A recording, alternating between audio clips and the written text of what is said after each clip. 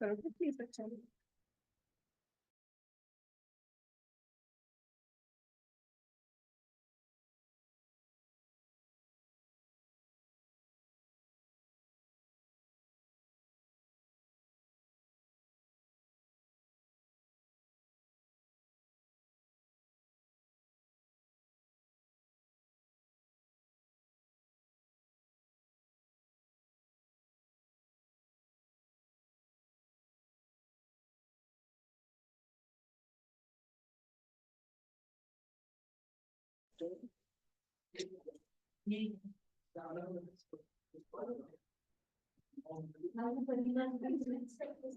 जो last bench पे student बैठा है उसका नाम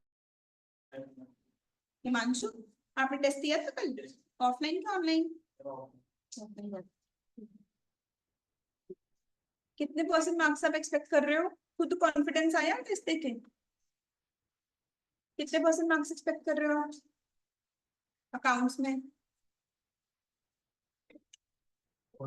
मोर देन 70% के लेस देन 70% लॉ में?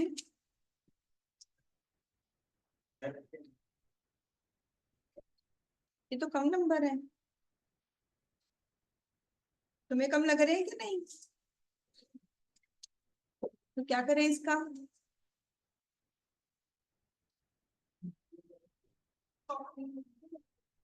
क्या करें बच्चे?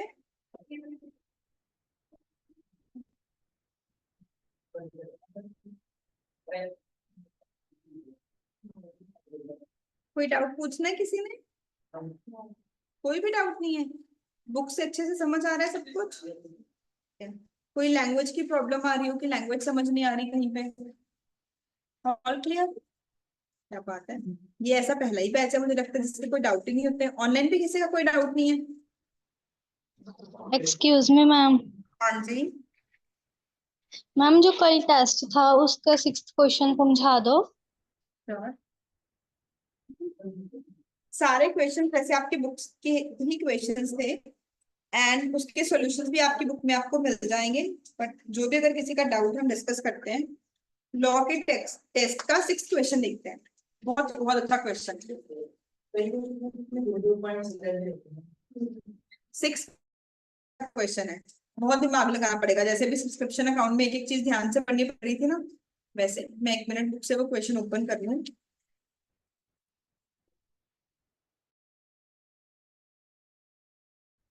ये मुझे बताना लॉ की बुक में कहाँ पे आ रहा है क्वेश्चन? 3rd यूनिट में कहीं कहाँ पे है? कौन से पेज पे? मेरे पास क्वेश्चन पेपर नहीं है। मैंने फोन पे क्वेश्चन नंबर तो देख लिया।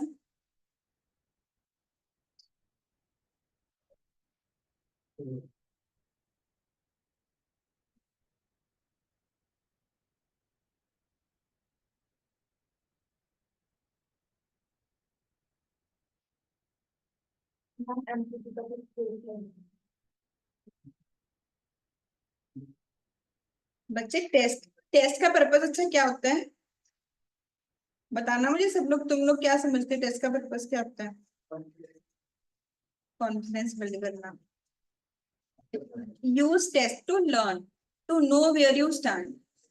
टेस्ट का पर्पज कॉन्फिडेंस बिल्ड करना नहीं है। टेस्ट का पर्पज तुम्हें डिमोटिवेट करना है ना। टेस्ट से कोई मोटिव कॉन्फिडेंस बिल्ड कम तो पता कब होगा? अगर मैं तुमसे पूछूं 2+2 का आंसर जो सबको आता है, ऐसे क्वेश्चन से कॉन्फिडेंस बिल्ड होता है। मैं मुझे ऐसा टेस्ट लेना चाहिए? मुझे कैसा टेस्ट लेना चाहिए जिसमें तुम्हें जान लगे कि और पढ़ना है और मेहनत करनी है, अभी हम नहीं हुए सीए बनने के काबिल। टेस्ट का पर्पज तुम्हें मोटिवेट करना है ही नहीं। टेस्ट का पर्पज एक्चुअली सीखना है। आप लोगों को ना बिजनेस सब्जेक्ट इतना बढ़िया सब्जेक्ट है, अगर ध्यान से पढ़ो, थ्योरी सब्जेक्ट की तरह ना पढ़ो। बिजनेस सब्जेक्ट में पहले बताया जाता है कि मैनेजमेंट का प्रोसेस होता है। उसका पहला स्टेप होता है प्लानिंग और उसका लास्ट स्टेप होता है कंट्रोल।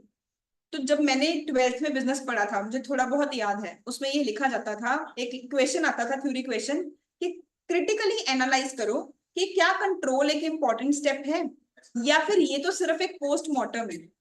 कभी आपने ये वर्ड पढ़ा था कि कंट्रोल तो सिर्फ एक पोस्टमार्टम होता है? तो सच्ची बात है, कंट्रोल तो सिर्फ पोस्टमार्टम ही है। बट जब तक पोस्टमार्टम नहीं होगा अगला प्लान अच्छा बन ही नहीं सकता। उसमें आपको पढ़ाया जाता था ना, कंट्रोल से ही तो पता चलता है कि कहाँ पे कमी कहाँ पे रही। वही चीज तो फिर आगे हमें ठीक करनी होती है। उसी से ही हम अपने टारगेट्स और बेटर बिल्ड कर सकते हैं, आगे ग्रो कर सकते हैं। वो सेम चीज टेस्ट कर रहा है। मैंने समझाया, तुम्हें समझ आया कि नहीं? तुम उस चीज को सही तरीके से प्रेजेंट भी कर पा रहे हो कि नहीं? क्या चीज तुम्हारा स्ट्रॉन्ग एरिया है? मान लो आप लोगों ने टेस्ट दिया, आपको पता चला कि फाइनल अकाउंट्स में तो बहुत बढ़िया नंबर थे, मतलब कि एग्जाम में क्वेश्चन पेपर मिलते ही सबसे पहले ही तुम्हें फाइनल अकाउंट्स का क्वेश्चन करना है, कि वो तो तुम्हारा स्ट्रेंथ है ना। तुम्हें पता चला कि मेरी राइटिंग स्पीड स्लो है, मतलब मुझे डेली क्वेश्चन लिख के देखना है। तो टेस्ट का पर्पस कंट्रोल करना है। टेस्ट कोई ये नहीं डिसाइड करा तुम इंटेलिजेंट हो कि नहीं। अभी हम तैयारी कर रहे हैं यार, इंटेलिजेंट है कि नहीं वो तो आईसीआई डिसाइड करेगा। मान लो कोई बंदा ओलंपिक्स के लिए ट्राई की तैयारी कर रहे हैं, तो जब ओलंपिक्स की तैयारी कर रहा है तब थोड़ी बोल सकते हैं वो अच्छा स्पोर्ट्समैन है कि नहीं, अभी तो वो तैयारी कर रहे हैं।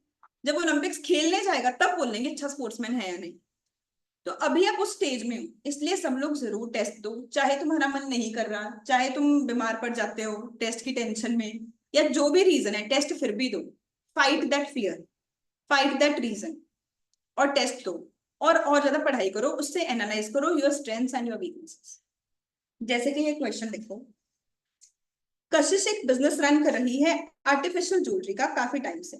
उसने अपना बिजनेस सेल कर दिया नमन को और उसे प्रॉमिस किया कि तुम आर्टिफिशियल ज्वेलरी का बिजनेस नहीं करोगे एंड रियल डायमंड ज्वेलरी का बिजनेस भी नहीं करोगे 1 साल तक के लिए। 2 महीने के बाद ही कशिश ने अपना शोरूम ओपन कर लिया रियल डायमंड ज्वेलरी का। नमन ने केस कर दिया कशिश के ऊपर कि तुम अपना बिजनेस बंद करो क्योंकि ये तो अग्रीमेंट के अगेंस्ट है। आपसे पूछा जा रहा है क्या कशिश को अपना बिजनेस बंद करना पड़ेगा? कौन सा सेक्शन दिमाग में आया? Very good. सबके दिमाग में आना चाहिए था क्वेश्चन में section number 27, restaurant on trade business और प्रोफेशन। जिसके दिमाग में ये भी नहीं आया वो तो काबिल ही नहीं। पहली लाइन होनी चाहिए थी रेस्ट्रेंट ऑन ट्रेड बिजनेस और प्रोफेशन। फिर हम फर्स्ट पैराग्राफ में लिखेंगे that as per Indian Contract Act section number 27, if there is any agreement which is a restraint on trade business or profession, such an agreement is void ab initio।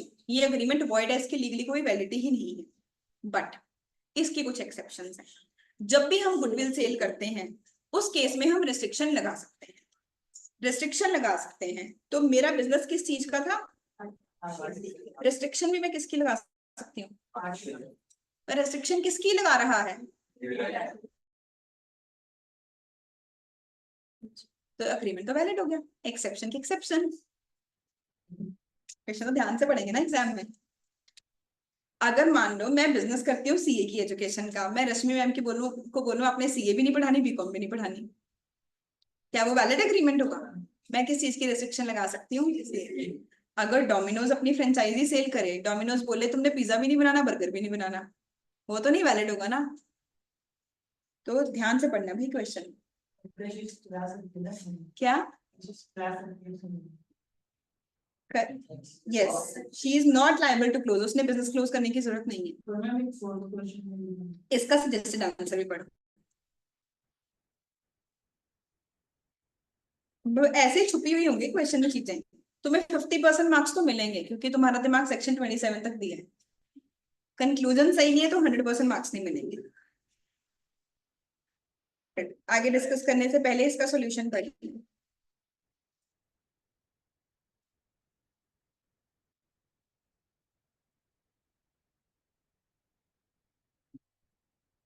Test ना बहुत दिमाग लगा के बनाते हैं हम, और हर टेस्ट में आपको अलग टाइप के क्वेश्चंस मिलेंगे। और हमेशा सब बच्चे ट्राई करो कि टेस्ट ऑफलाइन ही दो। जो बच्चे ऑनलाइन दे रहे हैं अपने पेरेंट्स के सामने बैठ के बुक्स उनको पकड़ा के, इट इज ह्यूमन नेचर कि अपने आप ही चीटिंग करेगा, मन करेगा अगर नहीं आता तो उस चीज को अवॉइड करो। टाइमर लगा के, पहली प्रेफरेंस तो ये होनी चाहिए कि ऑफलाइन दो, बट अगर आप ऑनलाइन दे रहे हो प्रॉपर टाइमर लगा के सही एनवायरनमेंट क्रिएट करके फिर टेस्ट करो। बिकॉज इसका पर्पस, फिर याद करो कि इसका पर्पस ये जानना है कि मैं कहाँ स्टार्ट करता हूँ। इससे कोई ट्रॉफी नहीं मिलनी चीटिंग करके अगर पास हो जाओगे। एमटीपी का 5th।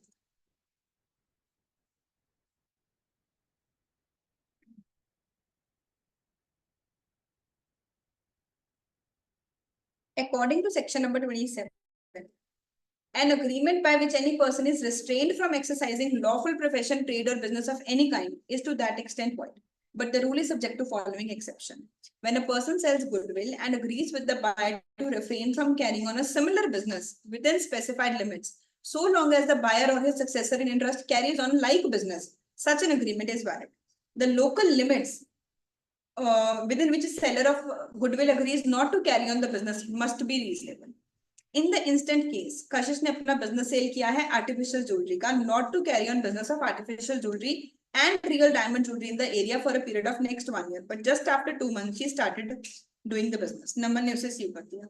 As exception to this is applicable to similar business only, agreement between Naman and Kashish will not be applicable. Hence, Kashish can continue. ठीक है जी. अब आपको शायद आंसर पढ़ के ये भी लग रहा हो कि मैम हम ऐसी लैंग्वेज में अटेम्प्ट करना कैसे सीखेंगे. प्रैक्टिस डेली कोशिश करो. मैं भूल जाती हूँ, मुझे रिमाइंड कराओ, नहीं तो बुक में से खुद ही जो टॉपिक हो गया उसके डेली 2-3 क्वेश्चंस लिख के देखो एंड फिर आईएसआई के सजेस्टेड आंसर से कंपेयर करो. अब ऑब्वियसली सीए इंटर में तो सिलेबस और ज्यादा है, बच्चों के लिए ऐसा पॉसिबल नहीं होता कि हम आंसर राइटिंग प्रैक्टिस करें. तो ना एक ब्रेनस्टॉर्मिंग एक्सरसाइज होती है, वो करनी है आप लोगों ने. ब्रेनस्टॉर्मिंग एक्सरसाइज में क्या करना है, जब आपको लगा कि आपके पास 15 मिनट है, मैं कोई आपसे ज्यादा टाइम ही नहीं मांग रही, जब आपको लगा कि आपके पास 15 मिनट है, जो चैप्टर आपका क्लास में कंप्लीट हो चुका है, आप उस चैप्टर के क्वेश्चन पढ़ो. क्वेश्चन पढ़ के दिमाग में सोचो, अगर मुझे एग्जाम में क्वेश्चन आता मैं कौन सा सेक्शन लिखता, क्या कीवर्ड लिखता और क्या कंक्लूजन लिखता. 3 बातें सोचनी है. कौन सा सेक्शन आपके दिमाग में आ रहा है, क्या कीवर्ड, उसकी मेन कौन सी बात आपके दिमाग में आ रही है कि इस क्वेश्चन में अप्लाई होगी, एंड उसका क्या कंक्लूजन आपके दिमाग में आ रहा है. फिर आईसीआई का सजेस्टेड आंसर पढ़ो. अगर आप डेली 15 मिनट इस चीज को देते हो, आप धीरे धीरे आईसीआई एग्जामिनर की साइकोलॉजी समझने सीख जाओगे कि सामने वाले के दिमाग में क्या है, और उस टाइप के आंसर्स आपके दिखेंगे. आप जितने टेस्ट दोगे, जितनी बार ये एक्सरसाइज करोगे, आपके आंसर्स में वो अपने आप आपको खुद को ये चीज फील हो. फोर्थ को क्वेश्चन कौन सा लखविंदर?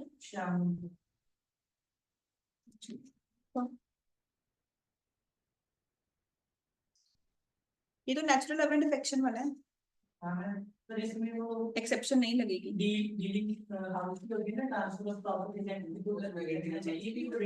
हाँ, अरे उससे पहले वैसे एक्सीडेंट हो गया, अग्रीमेंट वैलिड नहीं है, रजिस्टर ही नहीं हुआ ना अग्रीमेंट, रजिस्टर ही नहीं हुआ. नेचुरल लव एंड अफेक्शन की 3 कंडीशंस थी. रिलेटेड पार्टीज होनी चाहिए, रजिस्टर्ड होना चाहिए, रिटर्न में होना चाहिए. तो ट्रांसफर ऑफ प्रॉपर्टी एक्ट तो लग ही नहीं सकता, क्योंकि वो भी कह रहे हैं रिटर्न में करो, ये भी कह रहा है रिटर्न में करो. प्रॉब्लम क्या है कि रजिस्टर नहीं. ठीक है, चलो आगे बढ़ते हैं. तो हम लोगों ने लास्ट क्लास में एक सेक्शन 10 से सब कुछ चलना शुरू हुआ. लास्ट क्लास में आया सेक्शन 23, जिसमें हमने पढ़ा ऐसे कौन से अग्रीमेंट्स हैं जिसमें ऑब्जेक्टिव या कंसिडरेशन अनलॉफुल हो. 3 पार्ट्स उसके की. अगर आप ऐसा कोई भी काम करो जिसे कि लॉ ने डिक्लेयर कर रखा है फोरबिडन बाय लॉ, या indirectly defeat intention of law, या फिर वो नेचर में फ्रॉडुलेंट है, एफ, आई से injury to property of another, I से इमोरल, या फिर अगेंस्ट पब्लिक पॉलिसी. फिर हमने समझा पब्लिक पॉलिसी. पब्लिक पॉलिसी का मतलब है जो चीजें लॉ एंड ऑर्डर मेंटेन करने के लिए बनाई गई. उसकी कुछ एग्जांपल्स हमने लास्ट क्लास में की. एग्जांपल्स में हमने किया, अगर आप कुछ भी ऐसा कर रहे हो जिसमें स्टाइफलिंग प्रोसिक्यूशन हो रही है, जिसमें interference in the course of justice हो रहा है, मेंटेनेंस या चैम्पर्टी हो रहा है, ट्रैफिकिंग विद एनिमी हो रहा है, मोनोपोली क्रिएट हो रही है, मैरिज की ब्रोकरेज के अग्रीमेंट हो रहे हैं, या फिर इंटरेस्ट अगेंस्ट ऑब्लिगेशन क्रिएट हो रही है, या फिर ट्रैफिकिंग हो रही है पब्लिक ऑफिसेज या पब्लिक टाइटल्स की, ये सारे अग्रीमेंट्स हमने बोला कि वॉइड एब इनिशियो होंगे. उसके बाद आया सेक्शन 24, बोलता कंसिडरेशन अनलॉफुल इन पार्ट्स. जब कंसिडरेशन का कुछ हिस्सा लीगल है, कुछ हिस्सा इलीगल है. हम देखिए क्या वो नेचर में सेवरेबल है. अगर वो नेचर में नॉन सेवरेबल है तो सारा अग्रीमेंट ही वॉइड हो जाएगा. अगर नेचर में सेवरेबल है तो जो लीगल ब्रांच है वो वैलिड होगी, जो अनलॉफुल ब्रांच है वो वॉइड हो जाएगी. फिर हमारे पास एक क्वेश्चन आया कि वॉइड अग्रीमेंट्स कौन से होते हैं, वॉइड एब इनिशियो अग्रीमेंट्स कौन से होते हैं. हमने बोला एक तो जनरल, कोई भी रूल पूरा नहीं होगा तो वॉइड हो जाएगा. जैसे कि अगर सेक्शन 22 में बायलैटरल मिस्टेक ऑफ कॉन्ट्रैक्ट हो, अगर सेक्शन 23 में अनलॉफुल ऑब्जेक्टिव एंड कंसिडरेशन हो, अगर सेक्शन 24 में अनलॉफुल कंसिडरेशन इन पार्ट्स है एंड इट इज नॉन सेवरेबल। अगर सेक्शन नंबर 11 और 12 में माइनर के साथ अग्रीमेंट करो, अनसाउंड माइंड के पर्सन के साथ कॉन्ट्रैक्ट करो, अगर सेक्शन नंबर 56 में इम्पॉसिबिलिटी ऑफ परफॉर्मेंस हो, ऐसे दुनिया भर की चीजें हो सकती हैं, कोई भी एक रूल पूरा नहीं करोगे, intention to create legal obligation नहीं होगी, तो ये सारे केसेस में अग्रीमेंट क्या हो जाएगा, वॉइडेबल। पर कुछ चीजें लॉ ने डिक्लेयर कर दी, ये पक्का ही वॉइड, चाहे बाकी सब कुछ सही हो रहा हो, ये फिर भी हमेशा वॉइड ही रहेगी। जैसे कि सेक्शन नंबर 26 में रेस्ट्रेंट ऑन मैरिज, अगर कोई भी अग्रीमेंट किसी की मैरिज के राइट के ऊपर रेस्ट्रिक्शन लगा रहा है, वो अग्रीमेंट हमेशा वॉइड। सेक्शन नंबर 27, कोई भी पर्सन अगर किसी के ट्रेड, बिजनेस या प्रोफेशन के ऊपर रेस्ट्रिक्शन लगा रहा है, वो भी वॉइड होगा। पर इसकी 3 एक्सेप्शन। गुडविल सेल करोगे तो गुडविल सेल के केस में वैलिड रेस्ट्रिक्शन लगाई जा सकती है। देन अगर सेम बिजनेस कर रहे हैं, पार्टनरशिप कर रहे हैं, तो सेम बिजनेस के लिए रेस्ट्रिक्शन लगाई जा सकती है। एम्प्लॉयमेंट के केस में किसी भी बिजनेस की रेस्ट्रिक्शन लगाई जा सकती है, पर जो रेस्ट्रिक्शन है वो रीजनेबल नेचर की होनी चाहिए। मैं ये बोल सकती हूँ एक स्पेसिफिक लोकल लिमिट में नहीं कर सकती, मैं ये बोल सकती हूँ एक स्पेसिफिक टाइम पीरियड के लिए नहीं कर सकते, ये नहीं बोल सकती जिंदगी भर के लिए नहीं कर सकते। अब इस क्वेश्चन के बेसिस पे गुडविल के साथ भी एक और पॉइंट लिख लो, गुडविल में भी सिमिलर बिजनेस वाला रूल अप्लाई होता है। Please allow me 1 second.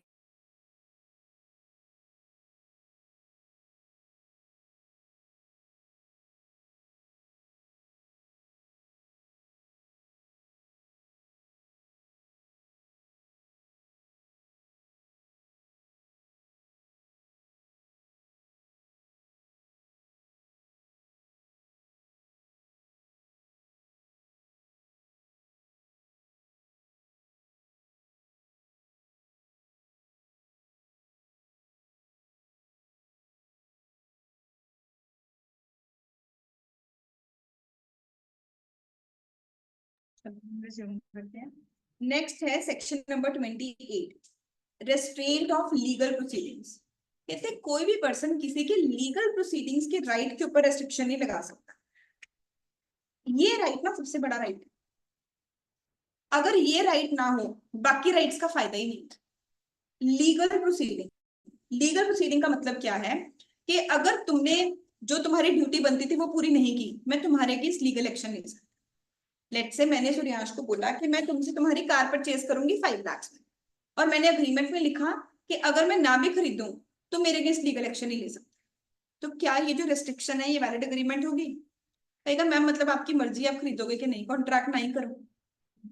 अगर हम किसी के साथ कॉन्ट्रैक्ट करें और उसे ये बोल दें कि तुम्हारा लीगल राइट ही रेस्ट्रिक्टेड है, कि अगर मैं अपनी ड्यूटी पूरी ना भी करूं तुम लीगल एक्शन ही नहीं ले सकते, तो कहते हैं इस कॉन्ट्रैक्ट का कोई फायदा ही नहीं है। अगर आप लोग फंडामेंटल राइट्स, आप थोड़ा सा याद करो, सिविक्स में आपको फंडामेंटल राइट्स पढ़ाए जाते हैं, उसमें हमारा एक फंडामेंटल राइट है कि हम लीगल एक्शन ले सकते हैं। अगर मुझे अपने राइट्स एक्सरसाइज करने के लिए लीगल एक्शन लेने का राइट ही ना मिले, तो कहते हैं बाकी सारे राइट्स का फायदा ही क्या है? फिर तो मतलब कि अगर मैं बोलूँ कि आरएमएस में आप admission low and by chance अगर आपको हमारी सर्विसेज पसंद नहीं आई, आप हमें स्यू नहीं कर सकते। तब बोलोगे मैम मतलब आपकी मर्जी है, आप हमें अच्छी सर्विस दोगे या नहीं दोगे, हमारे राइट्स ही खत्म हो गए।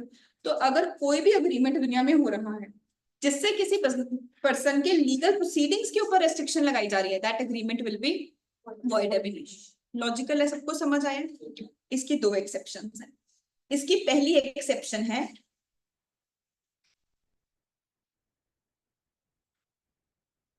जुरिस्डिक्शन।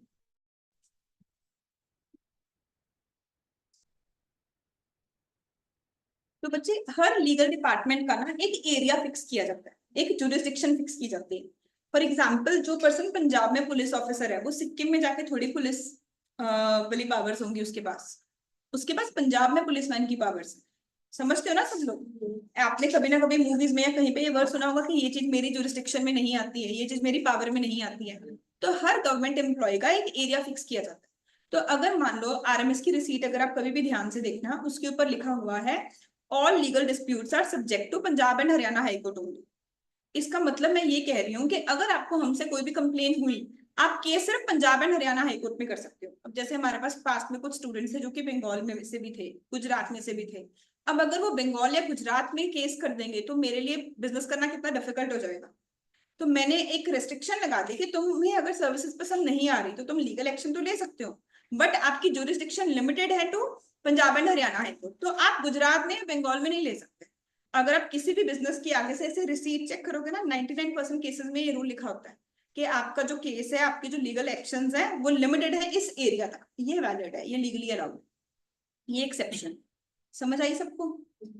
सेकेंड तरीका है, सेकेंड एक्सेप्शन है आर्बिट्रेशन। अब ये आर्बिट्रेशन क्या होता है? इसका मतलब लिखो, डिस्प्यूट सेटलमेंट मैकेनिज्म। आर्बिट्रेशन का मतलब लिखवा रही हूं मैं, डिस्प्यूट सेटलमेंट मैकेनिज्म। तो गवर्नमेंट को पता है कि इंडिया के कोर्ट्स के पास ना टाइम ही नहीं है, इतने सारे केस इंडिया में चल रहे हैं कि बंदा 20-20 साल बाद जस्टिस मिलता है। इस वजह से लोग इंडिया में केस करना पसंद ही नहीं करते। तो गवर्नमेंट ना नए नए तरीके ढूंढती है कि ऐसा क्या करें कि लोग केस कम करें, कि छोटी छोटी प्रॉब्लम्स को खुद ही संभालें। भाई प्रॉपर्टी के लिए लड़ रहे हैं, कहते हैं हमारे पास क्यों आ रहे हो, हम टेररिस्ट को पकड़े या हम भाइयों की प्रॉपर्टी का डिस्प्यूट सॉल्व करें? उन्होंने कहा खुद ही कर लो अपने आप, अगर अपने आप ना हो फिर हमारे पास आ जाना। तो ऐसे ही family courts, husband and wife में लड़ाई हो गई, अब देखो ये वाले केसेस इंपॉर्टेंट है कि जो बड़े बड़े करप्शन के केसेस चल रहे हैं वो इंपॉर्टेंट है। तो गवर्नमेंट ने स्पेशली फैमिली कोर्ट्स सेटअप किए कि जो हस्बैंड एंड वाइफ में लड़ाई हो रही है, ब्रदर सिस्टर में लड़ाई हो रही है, वो फैमिली कोर्ट्स में जाएं, वो ऐसे हाई कोर्ट पे सुप्रीम कोर्ट का टाइम वेस्ट ना करें। वैसे ही गवर्नमेंट ने एक तरीका निकाला, आर्बिट्रेशन। मान लो मैंने और युवराज ने एक अग्रीमेंट किया कि हम इकट्ठे मिलकर बिजनेस करेंगे, हमें लगता है कि फ्यूचर में डिस्प्यूट हो सकता है, और डिस्प्यूट के केस में हम अपना टाइम सेव करना चाहते हैं कि हमें कोर्ट ना जाना पड़े। तो हमने उसमें लिख लिया, मैंने युवराज से पूछा, युवराज ऐसा कोई पर्सन है जिसकी तुम बहुत रिस्पेक्ट करते हो, तुम्हें लगता है कि ये बहुत वाइज है, ये जो भी कहेगा मैं उसकी बात मान लूंगा? तो हमने एक ऐसा पर्सन ढूंढ लिया, लेट से हमने ढूंढ लिया मिस्टर एक्स, कि मिस्टर एक्स जो भी कहेगा मुझे भी वाइज लगता है एंड युवराज को भी वाइज लगता है। तो हमने अग्रीमेंट किया कि हम इकट्ठे बिजनेस करेंगे, अगर कोई भी फ्यूचर में डिस्प्यूट होगा तो हम मिस्टर एक्स के पास जाएंगे, वो हमारा आर्बिट्रेटर है, वो हम दोनों का केस सुनेगा, हम दोनों का पर्सनल जज है, वो हमारा केस सुनेगा, जो वो कहेगा हम कर देंगे। तो अगर मान लो 5-6 साल बाद मेरे और युवराज में लड़ाई हो जाए, तो वैसे तो हम दोनों के पास राइट होता है लीगल प्रोसीडिंग का, बट इस केस में हमने अग्रीमेंट में लिख रखा था कि हम किसके पास जाएंगे, मिस्टर एक्स के पास। तो हम एक्स को जाके अपनी अपनी बात सुनाएंगे, जो वो कहेगा हम वैसे ही करेंगे। अगर हमें उसका डिसीजन पसंद नहीं आया फिर हम हाई कोर्ट भी जा सकते हैं। तो आर्बिट्रेशन क्या तरीका है, सिर्फ एक एक्स्ट्रा स्टेप ऐड कर दिया ताकि डिस्प्यूट अपने आप ही सॉल्व हो जाए। ये बाइंडिंग नहीं है, क्योंकि ऑब्वियसली मिस्टर एक्स ने कोई लॉ की पढ़ाई थोड़ी की हुई है, शायद वो फेयर डिसीजन ना ले, शायद वो अनफेयर डिसीजन ले। युवराज को उस पर बड़ा भरोसा था, पर बाद में युवराज को लग रहा है नहीं ये तो एनी मैम का फेवर कर रहा है, हो सकता है ना ऐसे, शायद वो पर्सन ना वाइज डिसीजन ले। तो जरूरी नहीं होता कि तुमने आर्बिट्रेटर की बात माननी ही माननी है, बस ये होता है कि पहले तुम उसके पास जाओगे, अगर तुम्हें उसका डिसीजन पसंद नहीं आया तो तुम कोर्ट में जाओगे। So it is a dispute settlement mechanism. इस केस में भी रेस्ट्रिक्शन वैलिड है, क्योंकि ये तुम्हारे राइट को एक्चुअली रेस्ट्रिक्ट ही नहीं कर रहा, बस ये कह रहा है कि एक और एक्स्ट्रा स्टेप ऐड कर दो, पहले कोशिश करो खुद सॉल्व करने की। ठीक है, ये अग्रीमेंट सिर्फ तभी वैलिड होगा अगर ये, मुझे लगा तुम लोग गेस कर लोगे, अब तुम समझ गए हो कि मैम किस तरीके से पढ़ाते हैं। तो ऐसे कौन कौन से अग्रीमेंट्स है जो कि सिर्फ अगर रिटर्न में हो तभी वैलिड होते हैं? Family settlement, natural love and affection, और एक और बताओ, फैमिली सेटलमेंट एंड सेकंड बताया नेचुरल लव एंड अफेक्शन, और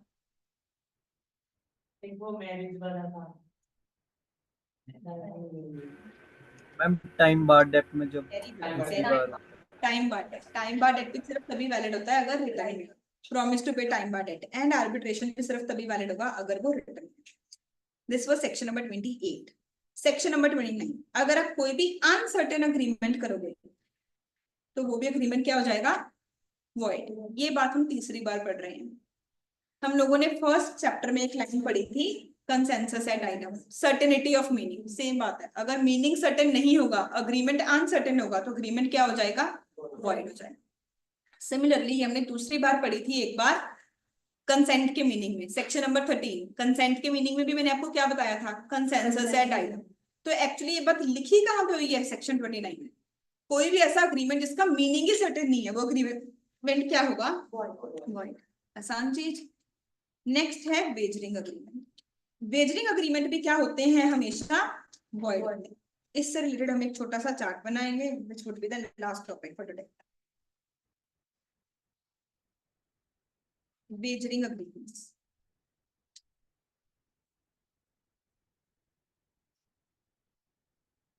Void agreements under section 30. Section number 30 में ये void होते हैं। अब wagering agreements होते हैं कैसे, किस टाइप के agreements होते हैं?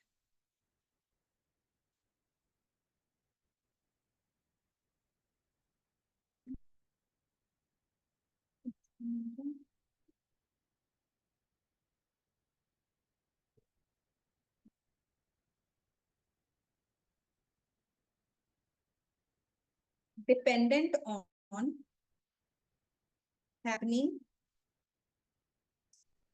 or non-happening of certain event.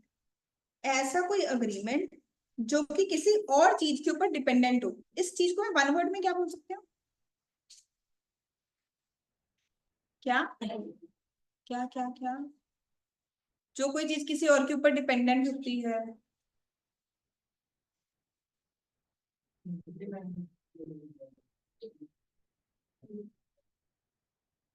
Sorry,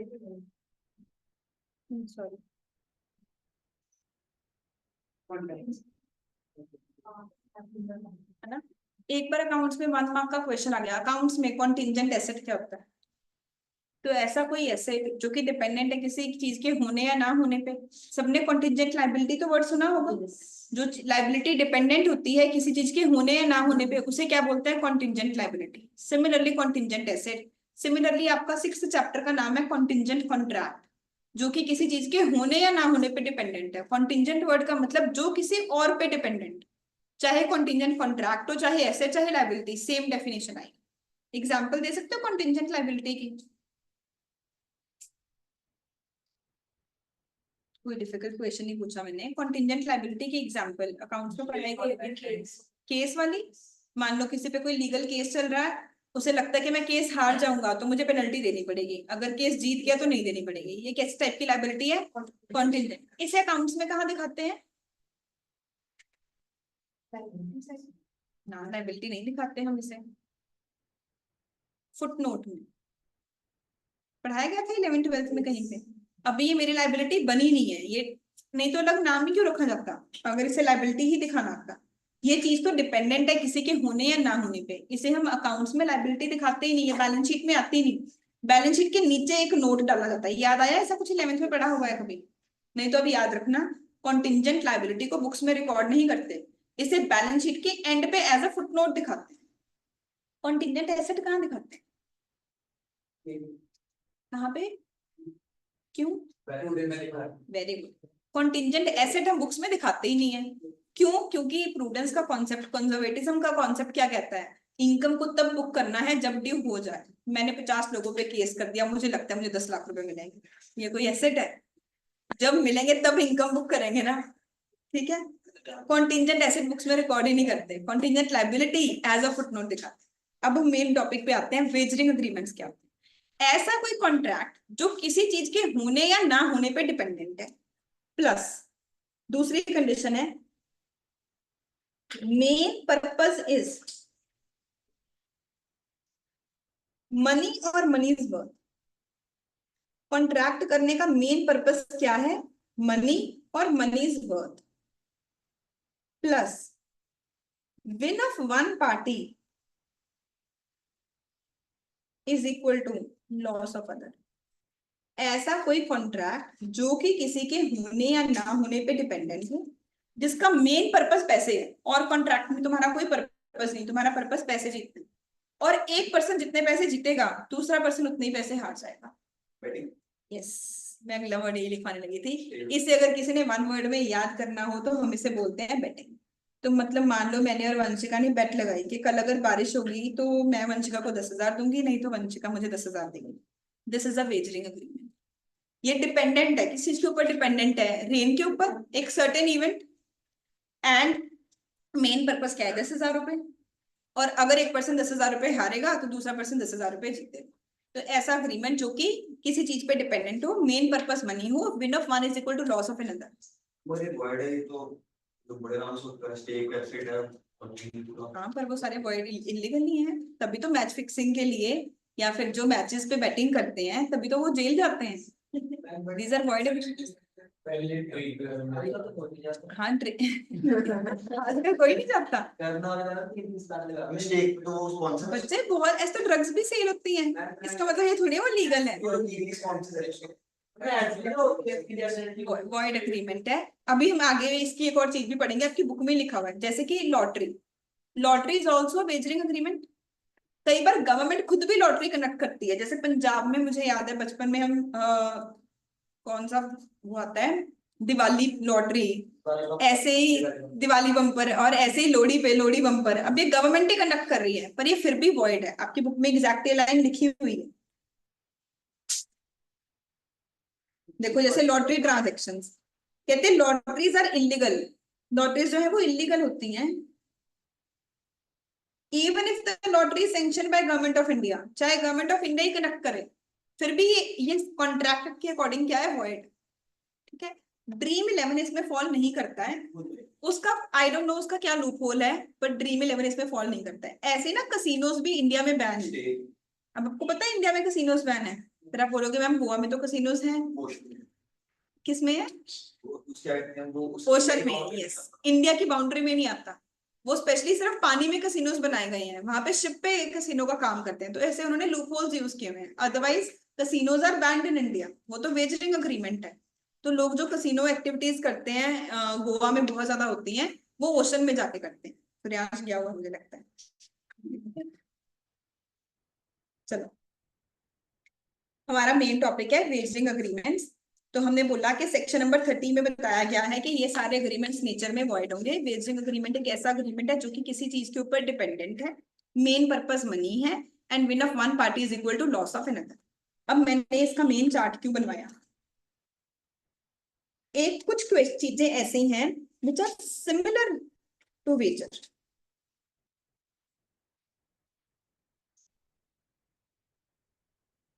and void कुछ ऐसी हैं like wager but valid.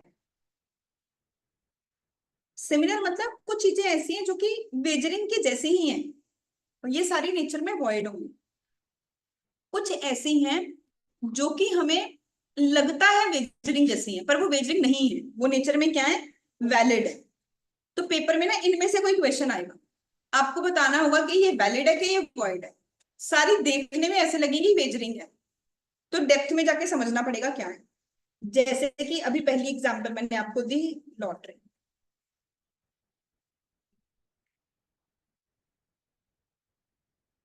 Lottery में क्या होता है, 50 लोगों ने मिलकर लॉटरी खरीदी, एक पर्सन एक चिट निकालेगा, जिससे नंबर मैच किया वो जीत जाएगा. ठीक है. तो ये डिपेंडेंट है एक सर्टेन इवेंट के ऊपर कि जिसमें किसका number. Main purpose is money and win of one party is equal to loss of all other parties. तो ये वेजरिंग अग्रीमेंट है, ये नेचर में क्या है, वॉइड. Similarly speculative transactions.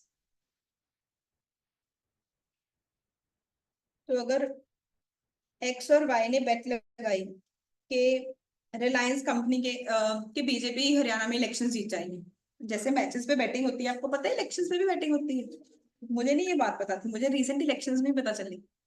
हमें किसी ने कॉल करके पूछा कि आपके एरिया में कौन जीतेगा, कि आपका क्या गेस है. तो वो ना सर्वे कर रहा था कि जो इस सिटी के थोड़े पढ़े लिखे लोग हैं, मैं उनसे पूछता हूँ कि आपके शहर में आपको पता होगा कौन जीतेगा.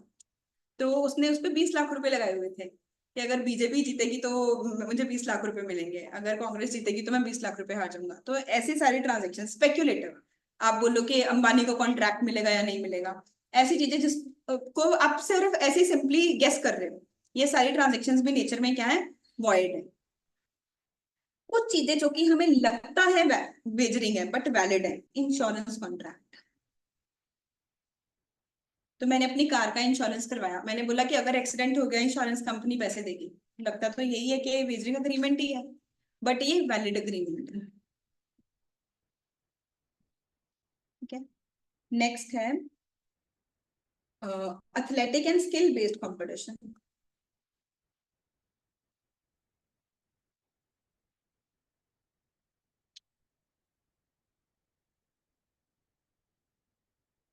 तो अगर मैं केबीसी में गई, मान लो जो मेरा स्ट्रॉन्ग एरिया है उसी टॉपिक में से क्वेश्चन आ गया तो मैं पैसे जीत जाऊंगी, अगर मेरा वीक एरिया उसमें से क्वेश्चन आ गया तो मैं हार जाऊंगी। तो वैसे तो ये लगेगा किसी को शायद डिपेंडेंट है लक के ऊपर कि ये वेजरिंग अग्रीमेंट है, but it is a skill based competition. ऐसे जो लोग ओलंपिक्स में जा रहे हैं ये सारे स्किल बेस्ड अग्रीमेंट्स हैं, दीज आर वैलिड, ये नेचर में वैलिड है।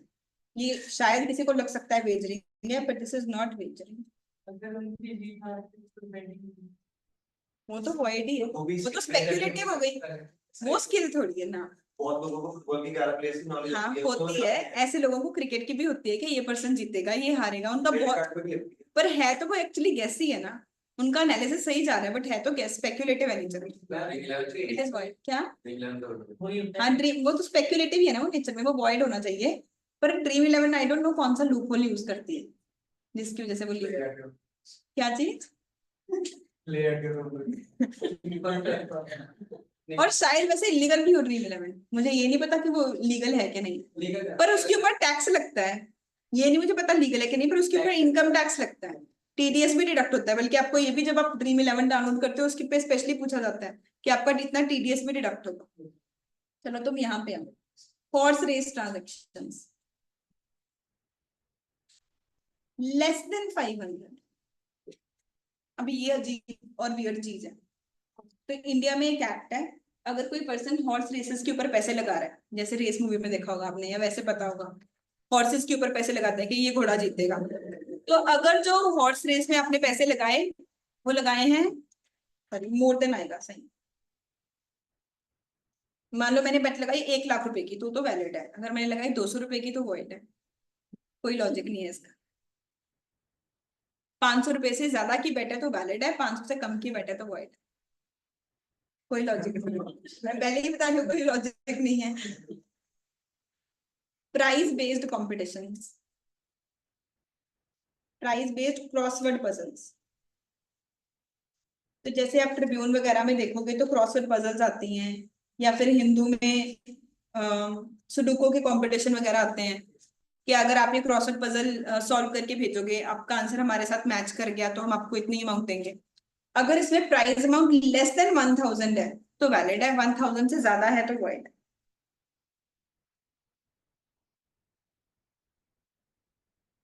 स्पेशली ये दो चीजें ध्यान में रखनी है जिसकी वजह से मैंने ये चार्ट बनवाए। कुछ और भी पॉइंट्स बुक में गिवन है, आप इसमें नोट डाउन कर लो, सिंपल आपको समझ आ जाएंगे रीड करके। क्या बताऊं बच्चे? हाँ वही मैं आपको लिखवाने जा रही हूँ। तो मैंने पहले लिखा similar to wager but void, ऐसी कौन सी चीजें हैं जो कि वॉइड है, तो वॉइड में उन्होंने पहली एग्जांपल दी लॉटरी, लॉटरी वॉइड है।